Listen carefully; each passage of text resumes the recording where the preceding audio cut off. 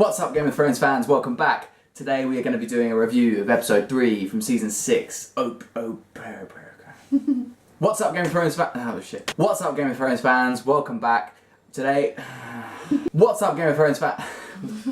What's up? Why are you so loud? What's up, Game of Thrones fans? What's up, Game of Thrones fans? Welcome back. Today we are going to be talking about episode 3 of season 6, Oathbreaker. Let's go.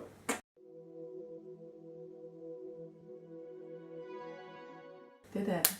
Alright, so we actually did a reaction video. Didn't charge the camera properly before we started to film it, so it didn't actually end up filming the whole thing. And it's a fucking good episode. I love this one. How do you follow Jon Snow's resurrection? Exactly. Pycelle fired as well, which is cool. The first scene is the inevitable awakening of Jon Snow. Take it. It's got a really good hair. Proper bum crack on show.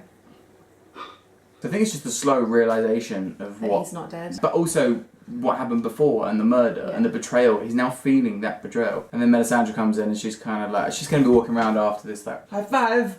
High five! This is the biggest thing that she's done, you know. She's produced shadow demons and she sacrificed a kid to get rid of some snow. But this is like... She could not believe what she's done. And they ask loads of questions in this, like, why am I back? Davos doesn't know, but there's a reason. And Melisandre says... You know, she thought that Stannis was the prince that was promised, but no, it was Jon Snow. And then Davos gives Jon a pep talk and he's like, look, stop dwelling on the past. This is your second chance. Go out there and... Fail again. The first thing Tommen says is, you've got a small dick. Peck. He's talking about his pecs. No, he was talking about his dick. And he knows he's not a god. Obviously, yeah, because he's seen his dick and it's small. It's great to have Jon Snow back and in the fold. With a bob. With a bob. Look at Sam Gilly. Hey, Sam Gilly. No? But I'm pissed off that Sam has never found out that Jon Snow's dead. It's annoying. Not even Sansa, who's on her way to see him. When he sees those people again, they're going to be like, oh, how have you been? What have you been up to? Yeah, and he's like... Just died. Come back to life. In this scene, Sam reveals that Gilly won't be able to come to Old Town with him. She will be staying on Hornhill, which is the house seat of Sam's family, which is the Tarly family. And he's notoriously got a very arsey dad. And their storylines will be two separate storylines, and we've been so used to them being, you know, as one. And that's what this whole scene was about, was setting that up, that they're going to be in different places soon. And he threw up a bit as well, which is grim. Oh, and then we get the Tower of Joy. Right. So we've got Arthur Dayne versus Arthur Dayne and one other Kingsguard.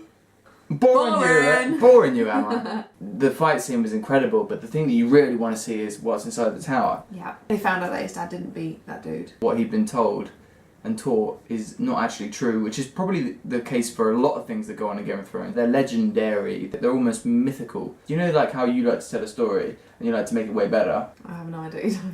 So it's kind of like that, and that's what he's been told by Ned. There is something that he absolutely has to get into that tower. And he's willing to sacrifice his honour to get into that tower. What do we think is going on in the tower?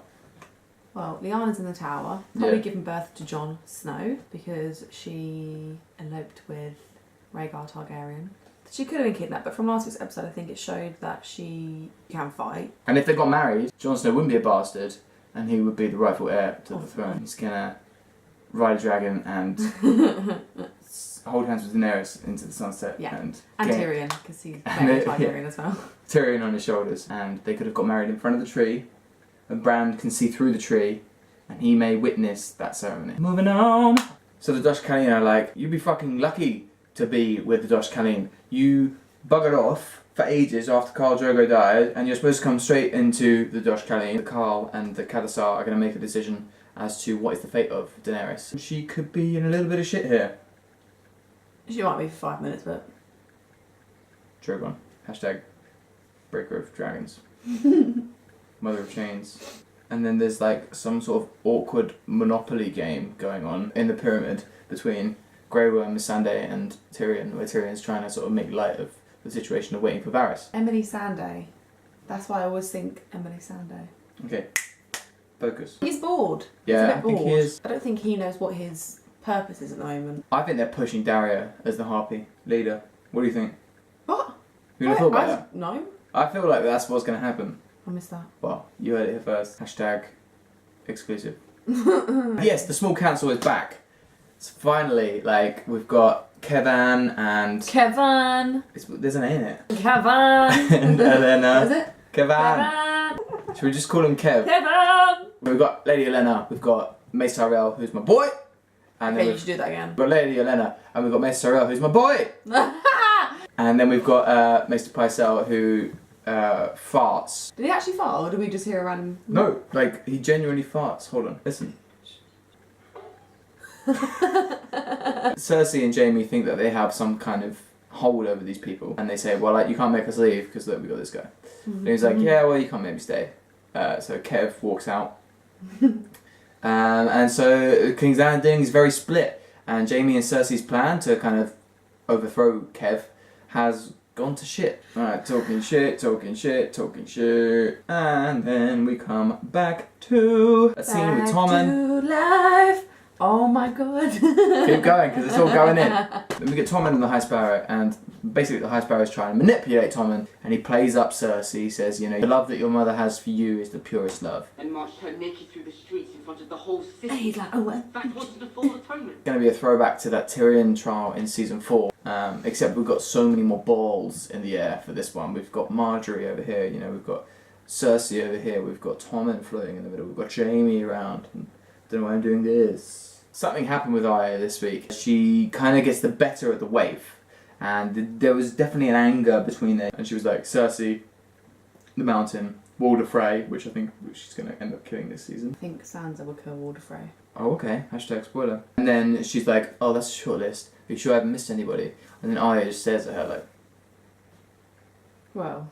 oh yeah, like, why And back at Winterfell, we get lovely twat-faced Ramsay, who is looking pretty smug in his new high chair, and he is talking to a guy called Small John Umber, who is the son of Big John, Large John Umber, Tall Doesn't John matter. Umber, something like that. Small John, Big John, Great John. Small John's like, your dad was a cunt. The bad thing about this Ramsay and Small John combo is that they both have the same enemy. The Jon Snow thing. As far as Ramsay's concerned, Jon Snow is really the only threat, the only person who can walk through the door and take Winterfell. Small John points out the fact that if he does that with a band of wildlings behind him, there could be a potential issue. So they haven't exactly come up with a plan, but Small John's like, I've got a gift for you. And he brings in Osha and Rickon. Jon Snow's coming anyway. So. Better watch out, bitch. And Shaggy Dog. Looks like Shaggy Dog has met his end. Let's just hope that that was just a different dog. Yeah, it was totally just like and it wasn't even a dog. It was just like Shaggy Dog will turn up at some point and just like tear Ramsay to bits. That'd be fucking good. He says to Rickon, welcome home, Lord Stark. And then the shot straight after that is of Jon Snow alone in Castle Black. That's some kind of foreshadowing. Jon Snow will be going to Winterfell this season. Yeah. Well, we all know that because Melisandre said it like a million times. Exactly. And the mutineers all strung up. Othel Yarwick, Bowen Marsh, Alistair Thorne and Ollie. We were desperate for him to die, and I was saying He's only a kid. I know. So how did you feel after watching him die? Yeah, really upset. It was sad, wasn't it? It was sad because, yeah, he's a little prick, but he's only a baby, isn't he? Bowen Marsh goes out like a pussy. He's like, you shouldn't be here.